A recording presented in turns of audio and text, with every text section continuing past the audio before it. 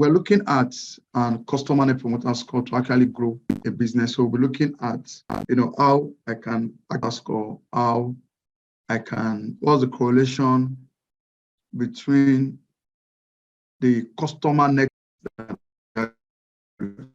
So welcome that came in early. So maybe at the end we'll get, I said, I do a lot of things around analytics. I'm a data fan. I like data, and anything that has to do with data is what I'm interested in.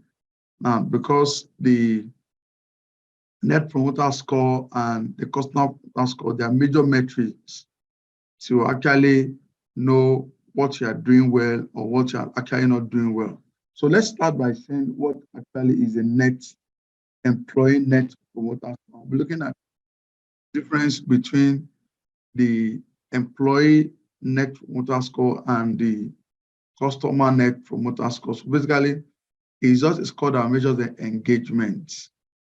It just wants to know whether how your HR policy how effective it is.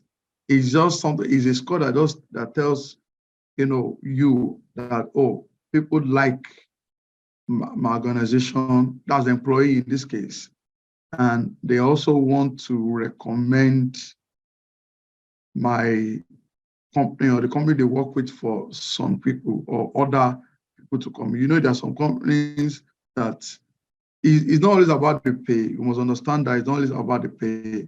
There are some companies that where, even though in quotes, they may pay you well, but for many other reasons, you don't want to recommend them. You don't want to promote that business. So it's a score that is also used to, like I said, to know whether an employee is satisfied or not. So we'll be looking at some companies that their score, how to come about it, how to run a survey. And so basically, these are the things we'll be looking at in this seminar. So the next thing is, how do we really measure employee net promoter score, which is eNPS? So now, if you look at what I have on my screen, it's usually a question, a scale of 1 to 10. It's usually a scale of 1 to 10. 1 to 10, where you just, it's more like a poll. It's more like a random poll where you actually push it to your employer and ask, oh, will you actually recommend us? Or how likely are you going to recommend us? So it's actually on a scale of 0 to 10. So where 0 is, oh, they're not going to recommend you. And 10 is, oh, they're going to recommend you. So, but basically, this net promoter score, employee net promoter score, had been in place since in the 90s, and it had been a very important metrics. Well, you discover that these metrics, you can't use them alone. You can't use them alone. You need to combine it with other metrics. Like basically, HR analytics is, you can't say it's one metrics. It's a combination of metrics. So one of the metrics that is very important is net promoter score. So maybe towards because I don't want to take you more than the specified time, I will just rush through it. Then if you have questions, you ask me and I'll actually go and answer. So basically, when you do this poll, so the people that are giving you 0 to 6, they're actually called distractors. They're not going to promote your company. The same thing with your customer, the C, that's customer net promoter score. So people that are giving you 0 to 6, they're not going to recommend you. I'm sure maybe we've done this for a company. So will you recommend my business? Remember, we are trying to look at the relationship between net promoter score and customer net promoter score. So they are calculated the same way, but the only difference is that the net promoter score is your employee that are giving you that feedback, but the cNPS is your customer that are giving you that feedback. So we have 3 categories. So those that are giving you from 7 to 8, they are passive. They don't have any opinion. Well, it's just like that. But those that are giving you a 10 and a 9, they're actually your happy employee. They're happy. So they want people to come into the business. And you find out that people that are happy, the chances that they will stay longer in your business is very high. Particularly if you are in the knowledge business, those of us that are in knowledge business. Now, you discover that the longer you maintain or you make your consultant happy, the better for your business, consulting. So basically, if the company that I work with, even though I've left them, if you ask me, will you recommend somebody to work in that company? I'll give them a 10. I'll give them a 10. So why? So the question, why did I leave? I actually left because I wanted to do, something entirely new. But will I recommend them? Yes, I'll recommend them. So basically, so we'll look at how these scores are actually obtained as we go on. So let me go. Okay, so now, but why is it effective? Why is it effective? One, it's compact. It is very compact, and it prevents this survey fatigue. Now, I'm sure I have Olanfoke in the house. You probably don't want to fill a form that is so long, that is too long. You don't want to fill a form that is too long. So maybe I tell you a short question, maybe 2 questions. Oh, will you promote us? Okay, just give us a short reason why. Just 2 questions. So the good thing is that you probably want to answer it quickly without having to fill 10 questions. And so one of the good thing is it's compact and there's no survey fatigue. It's easy to calculate. It's easy to calculate. And the ability to benchmark it is also very easy. Then the good thing is that your net promoter score can be done repeatedly, maybe every quarter. So you want to know whether you are still on course. So you can actually do a chart. You can actually plot a chart for your net promoter score and say, oh, this is where we are. The next time we do it, are we actually getting better? The same thing with your net promoter score. You want to do it regularly and say, oh, is this company getting better? Because if somebody cannot recommend you, not willing to recommend you, obviously you find that your customer base will not grow. And one of the reasons that it will not grow because your net promoter score is not growing. So there's a correlation between the net promoter score and the customer net promoter score, and it's easy to benchmark. So let's look at now, like I had mentioned this one earlier, like every other employee metrics, net promoter score should be combined with other metrics to get full understanding of its outcome. So usually in HR analytics or any analytics, you understand, no metric will stand on its own. So you actually, combine metrics to come and say, oh, based on these 2 or 3 metrics, this is what's happening.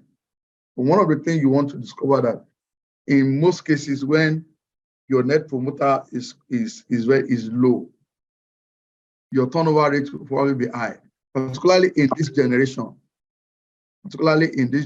Where loyalty is not as deep as in the older generation. So you want to put many things together. Maybe you want to know why. Why would they recommend us? Is it because they are not training? Is it because the environment is toxic? You also need to know why. So bringing many metrics together so they don't stand down. So now, like I said initially, is the 0 tells you, oh, don't go to that company.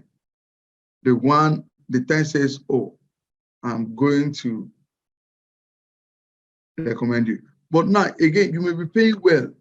So maybe somebody has stayed in your company for a while, but maybe because it doesn't have that economic strength, that is why it's there. So not because it's happy.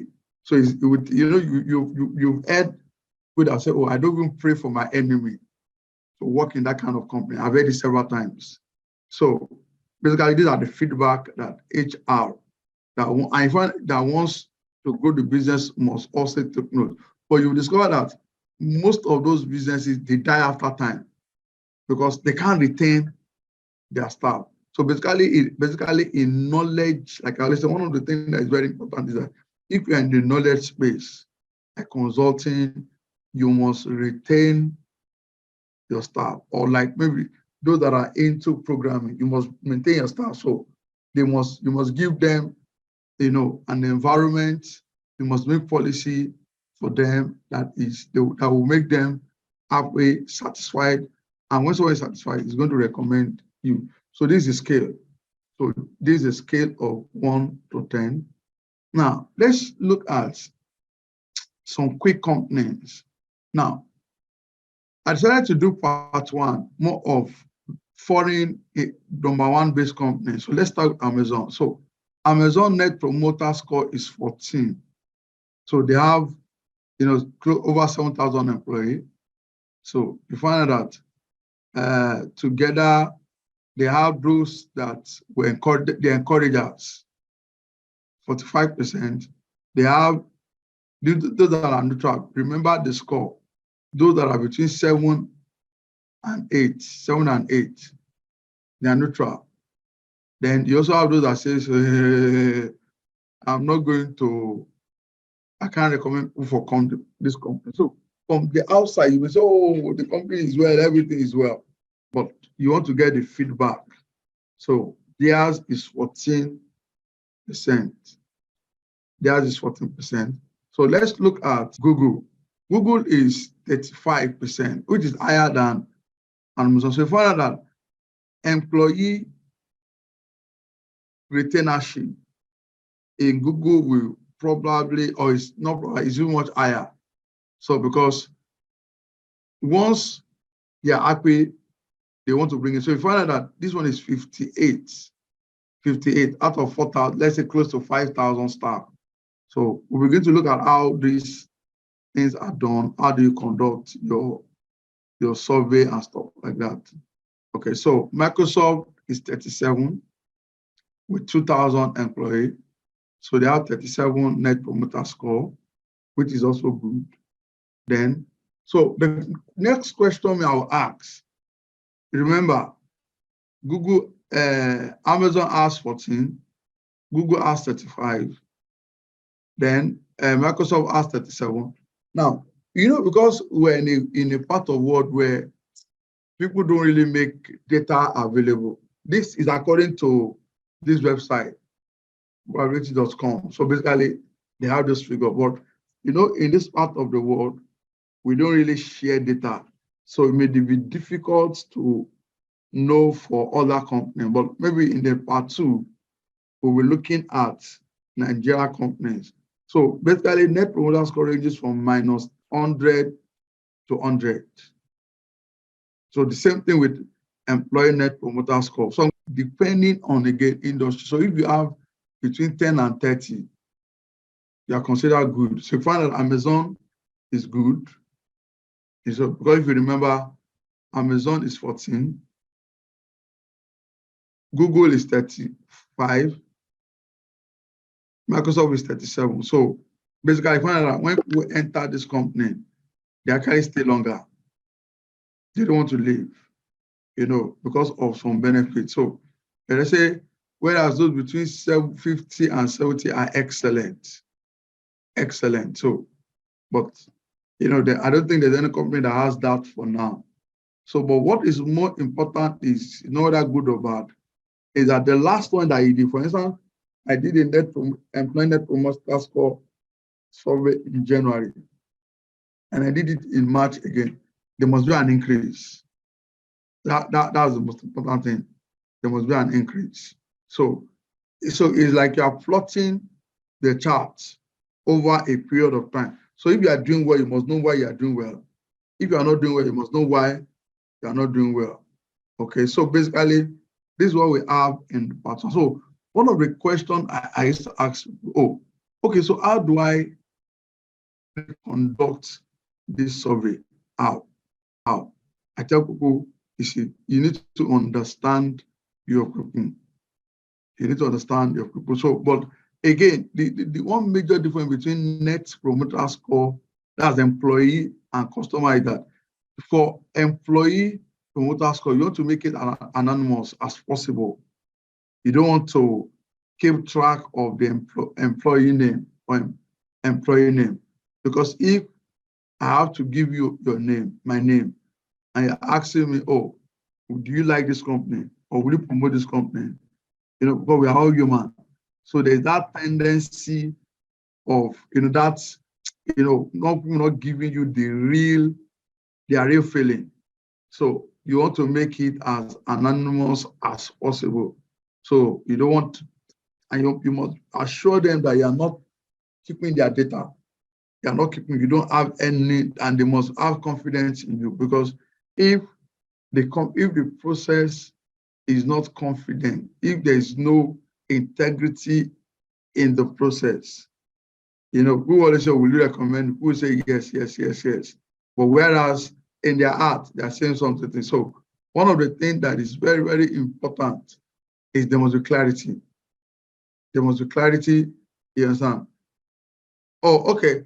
Congress is asking a question. How often should I do it? Now, usually it depends on what you're looking at. It depends on the HR strategy for the year. So, but basically, for a growing company, you can actually, and maybe you can actually do it like 2 or 3 times in a year. 2 or 3 times in the year. Oh, okay. Said she doesn't feel a survey that is too long. So basically, that is true. So you can do it 2 or 3 times in a year. Now, you can also make it independent. You can actually conduct an independent body. You understand? To actually bring you in.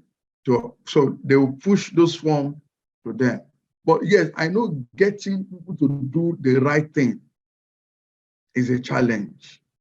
But like I said, once they know that there's integrity, there's clarity in the process, and that's where they know that, oh, me, if they say, oh, will I recommend, and I say no, and I say why, they know that they will not use it to maybe which hunt me or anything. So what is very important is clarity. So, funny enough, so this Google form can be used. So depending on the maturity of the company, but what we are saying is that, you see, every company, you have a staff of 10, you have a staff of 50, you can start it. You can start it. So even using Google Form, using Microsoft Form, you can start it. So, but like I said, you must just make sure that you are not picking that's for employee. You want to avoid picking their personal information. But for the customer, you want to, for the customer, the cNPS. Yeah, maybe somebody is very honest with you. You have a way of getting his information. Maybe thank God, a lot of things are going through POS now. So you want to be able to have an idea of, who said no? Why did he say no? But for the employee, you want to be anonymous as possible. So it's not difficult to do. It's what you can start with. Like I said, you can start with Google Form. And the good thing is that, when you do Google Form, it goes on an Excel spreadsheet. So how do I calculate it? Even using simple functions like in Excel, count if, sum ifs will help you. So, but again, I think my own experience is once they don't trust, once you are not trustworthy, every other survey you do, and you want to be careful you don't miss it the first time. You want to be very, very, very careful that you don't miss it the first time. You don't miss it first time. So basically, going back to the Net Promoter Score, for instance, now I did a survey of maybe 20 people actually did it. You understand? So you can use function like sum if to count. Sum if, well, okay, add is okay. So that's very important. That, and again, you don't want the questions to be too murky. And that's why one of the things that is favorable is this net promoter score, easy to fill. Two questions, marks, yeah, and you're done. Okay, so you need to tell them the need. You need to make them feel at home. You understand? You need to, like I said, most of the things that, but when you did it, were you getting their personal data?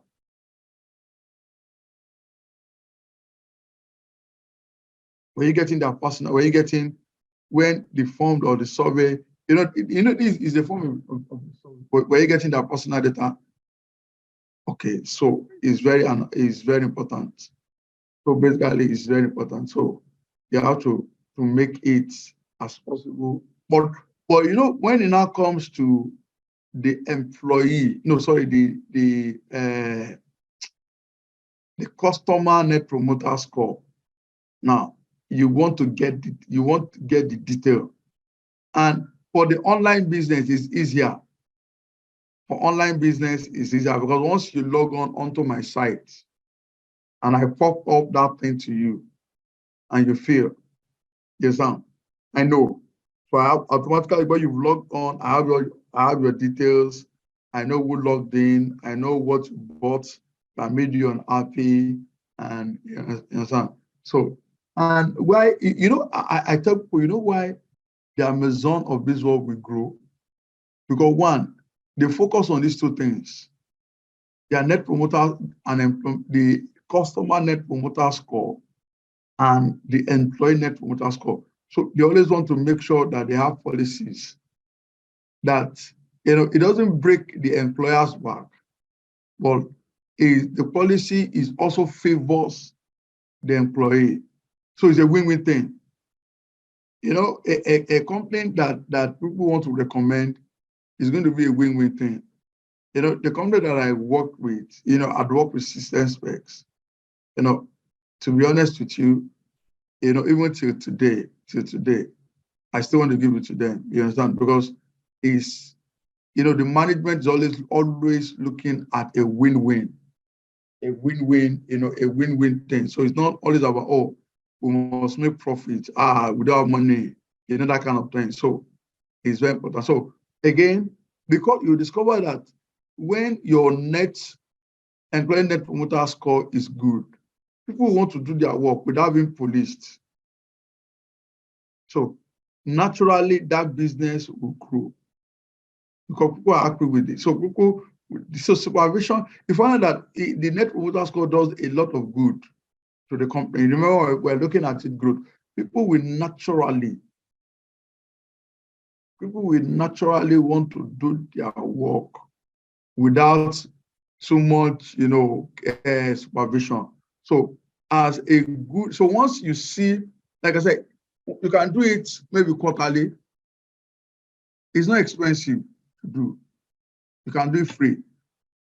You go form, you pop it to them, you understand? And they complete it. So obviously you may not get all, but you're looking for a greater percentage.